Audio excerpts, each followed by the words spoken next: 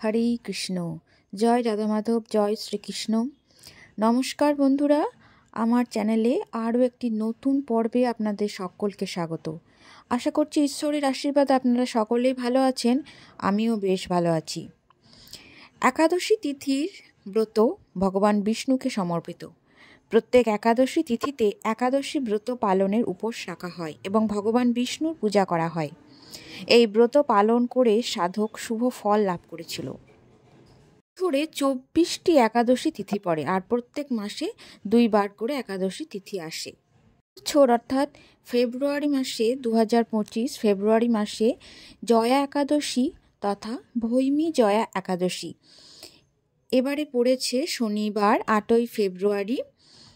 এই একাদশী পালিত হবে। এই নিয়ে অলরেডি আমি একটা ভিডিও দিয়েছি, তোমরা চাইলে সেখান থেকে পূর্ণাঙ্গ সময়সূচি, কি খাওয়া উচিত কি খাওয়া উচিত নয়, ব্রত মাহাত্ম্য, এই সমস্ত কিছু নিয়ে ওই ভিডিওটিতে আলোচনা করা হয়েছে। তো আজকের এই ভিডিওর আলোচনার বিষয় হলো জয়া তথা ভৈমী জয়া একাদশীর ব্রত কথা সম্পর্কে। আশা রাখছি আপনাদের সকলের ভালো লাগবে, ভিডিওটি জুড়ে থাকার অনুরোধ রইল। হিন্দু ধর্মে মাঘ মাসে শুক্লপক্ষের এই জয়া তথা ভৈমী একাদশী তিথি পালিত হয়। জেনে নেব এই একাদশীর ব্রতকথা সম্পর্কে। দেবদেবীর উদ্দেশ্যে উৎসর্গকৃত বেশিরভাগ শুভ দিনগুলি তাৎপর্যের সাথে বিভিন্ন গল্প জড়িত থাকে। মজার বিষয় হলো সরল উদযাপনের মাধ্যমে আপনি পৌরাণিক কাহিনীগুলোকে বিভিন্ন উপায়ে আবিষ্কার করতে পারেন। এমনই একটি দিন হলো এই জয়া তথা ভৌমী জয়া একাদশী। কিংবদন্তি অনুসারে এই গল্পটি স্বর্গীয় আবাসে শুরু হয়। দেবদেবীরা একসময় স্বর্গের সুন্দর বন এবং সবুজে বাস করতেন। প্রত্যেকেই তাদের বাড়ির সৌন্দর্য বজায় রাখার জন্য তাদের ভূমিকা এবং দায়িত্ব পালনে নিবেদিত প্রাণ ছিল। স্বর্গে গন্ধর্বরা ছিলেন মহান সঙ্গীতজ্ঞ এবং অপ্সরা ছিলেন স্বর্গীয় নৃত্যশিল্পী। দেবতাদের রাজা ছিলেন দেবতা ইন্দ্র এবং তিনি স্বর্গে রাজত্ব করতেন। একবার এক বিশাল উৎসবের আয়োজন করা হয়েছিল, যেখানে গন্ধর্বরা এবং অপ্সরারা মনোমুগ্ধকর পরিবেশনা করেছিলেন। মাল্যবর ছিলেন অত্যন্ত প্রতিভাবান সঙ্গীতজ্ঞদের মধ্যে একজন, যিনি পুষ্পবতী নামে এবং এক অপ্সরাকে খুব ভালোবাসতেন। পরিবেশনা করার সময় তিনি তার শিল্পে মনোনিবেশ করতে পারেননি এবং পুষ্পবতীর প্রেমে পড়ে যান। উভয়েই চোখে চোখ রেখে প্রেমে পড়েন তারা। অন্যদিকে ভগবান ইন্দ্রের দরবার ছিল শান্তি ও পরিপূর্ণতায় ভরা। তাদের প্রেমের কারণে উভয় শিল্পীর আত্মাই বিক্ষিপ্ত হয়ে পড়েছিল, যার ফলে পরিবেশনায় ব্যাপক ব্যাঘাত ঘটেছিল। ভগবান ইন্দ্র 2 শিল্পীর দোষ লক্ষ্য করার সাথে সাথেই ক্রোধে জ্বলে ওঠেন। তারা মনোযোগ হারিয়ে ফেলেন, যার ফলে নৃত্য ও সঙ্গীতে সম্পূর্ণ ভারসাম্যহীনতা দেখা দেয়। এই ঘটনাটি ভগবান ইন্দ্রকে ক্ষুব্ধ করে এবং তিনি দুজনকেই অভিশাপ দেন। তুমি কামনা বাসনায় লিপ্ত হয়ে এই পবিত্র সমাবেশকে অসম্মান করেছ। শাস্তি হিসাবে তোমাকে স্বর্গলোক থেকে নির্বাসিত করা হবে এবং নশ্বর জগতে পতিত হবে, যেখানে তুমি ভয়ঙ্কর রাক্ষসের রূপ ধারণ করবে। তাদের শাসনের অভাব এবং ভগবান ইন্দ্রের অভিশাপের কারণে মাল্যবর এবং পুষ্পবতী তাদের স্বর্গীয় রূপ হারিয়ে ফেলেন। তারা তাদের যা কিছু ছিল তা সব কিছুই তারা হারিয়ে ফেলেন। এরপর কি ঘটেছিল? তারা স্বর্গ থেকে নশ্বর জগতের বনভূমিতে পড়ে যান। অভিশাপ অনুসারে মাল্যবান এবং পুষ্পবতী বিপজ্জনক রাক্ষসে পরিণত হয়েছিল, যারা দুর্বিষহ জীবনযাপন করত।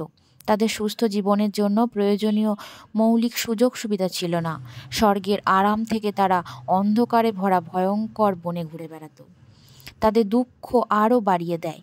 তাদের কোনো খাবার ছিল না এবং ক্ষুধা ও তৃষ্ণায় ভুগতে হতো তাদের। কারোর কাছ থেকে কোনো সহায়তা ছাড়াই তাদের চরম আবহাওয়ার জনিত পরিস্থিতিতে তাদেরকে সহ্য করতে হয়েছিল।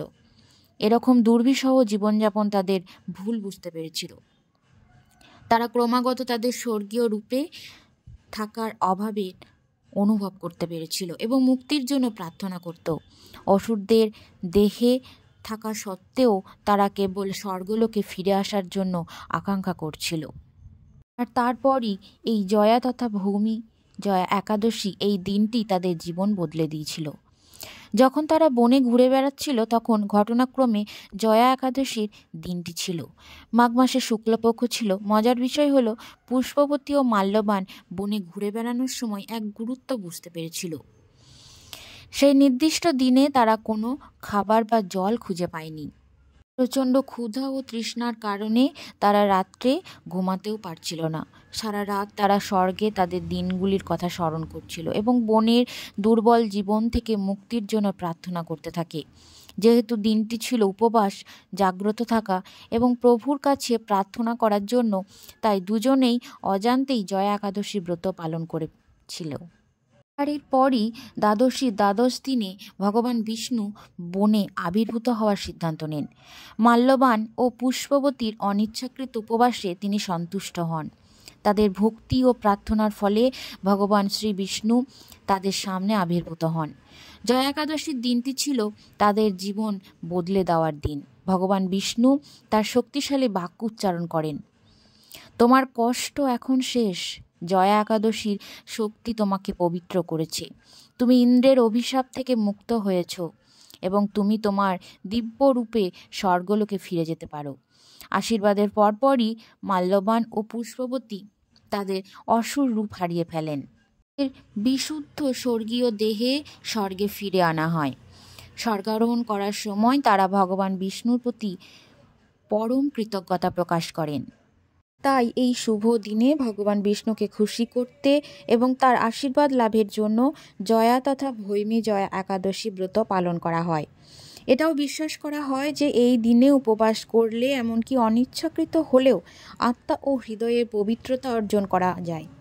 এই দিনে উপবাস করলে পাপ দূর করার এক দুর্দান্ত সুযোগ পাওয়া যায়। যেহেতু এই দিনটি ভগবান বিষ্ণুর উদ্দেশ্যে উৎসর্গীকৃত, তাই বিশ্বাস করা হয় যে এই দিনে যে কেউ উপবাস করেন তিনি তার কাছ থেকে ঐশ্বরিক সুরক্ষা লাভ করেন। আপনি যদি আপনার ভুলের জন্য আন্তরিকতা অনুতপ্ত হতে চান, তবে আপনিও এই উপবাসের দিনটিও পালন করতে পারেন। আপনার জীবন থেকেও নেতিবাচক কর্ম এবং অশুভ শক্তি দূর হয়ে যাবে। জয়া একাদশীর আচার অনুষ্ঠান একদিন আগে থেকেই শুরু হয়। বেশিরভাগ ভক্তরা ওই দিন নিরামিষ খাবার প্রস্তুত করেন আর নিরামিষ খাবার আহারও করেন। ভক্তরা ভগবান বিষ্ণুর কাছে তাদের মনোবাসনাও প্রার্থনা করেন। তারপর আসে জয়া একাদশীর দিন।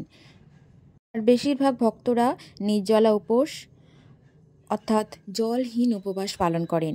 দিনের প্রয়োজনীয় পুষ্টি পেতে আপনি ফল, দুধ, বাদাম এ সমস্ত কিছু খেতে পারেন। এছাড়াও আপনি ওই দিনে ব্রহ্ম মুহূর্তে অর্থাৎ সূর্যোদয়ের আগে ঘুম থেকে উঠে কোনো নদীতে গিয়ে পবিত্র স্নান সেরে তারপর ভগবান বিষ্ণুর কাছে প্রতিজ্ঞা করে সেই ব্রত পালন করুন। কাছাকাছি কোনো কৃষ্ণ মন্দির থাকলে সেখানে গিয়ে পুজো দিন। আর যদি সেটা সম্ভব না হয় তাহলে বাড়িতেই ভক্তি মনে ভক্তি সহকারে পূজা করুন। যদি বাড়িতে পুজো করে থাকেন তাহলে ভগবান বিষ্ণুর উদ্দেশ্যে তুলসী পাতা নিবেদন করুন। আর সাধারণত ফুল, ধূপকাঠি, ঘি, প্রদীপ এ সমস্ত কিছু ব্যবহার করুন। আর ফল, মিষ্টি, নারকেল সহ এ সমস্ত খাবার উৎসর্গ করুন। এছাড়াও পঞ্চামৃত ও ভগবানকে নিবেদন করতে হয়। দুধ, দই, মধু এবং চিনির মিশ্রণ এই সব কিছু দিয়ে ভগবানকে নিবেদন করুন। পূজার সমস্ত প্রস্তুতির পরে ভগবান বিষ্ণুর সামনে মাল্যদান করুন এবং পুষ্পবতীর জয়া একাদশী ব্রত কথা পাঠ করুন। এছাড়াও আপনি ওই দিনে শ্রী বিষ্ণুর 1000 নাম জপ করতে পারেন। এই জপ অত্যন্ত শুভ বলে মনে করা হয় এবং ভগবানকে সন্তুষ্টও করে। এই ছিল আজকের এই আলোচনার বিষয়, জয়া তথা ভৌমি জয়া একাদশী ব্রত কথা আর তার সাথে পূজার নিয়ম। আশা রাখছি আপনাদের সকলের ভালো লেগেছে। ভালো লাগলে বন্ধুদের সাথে শেয়ার করে নেবেন। ধন্যবাদ সকলকে। হরে কৃষ্ণ, রাধে রাধে।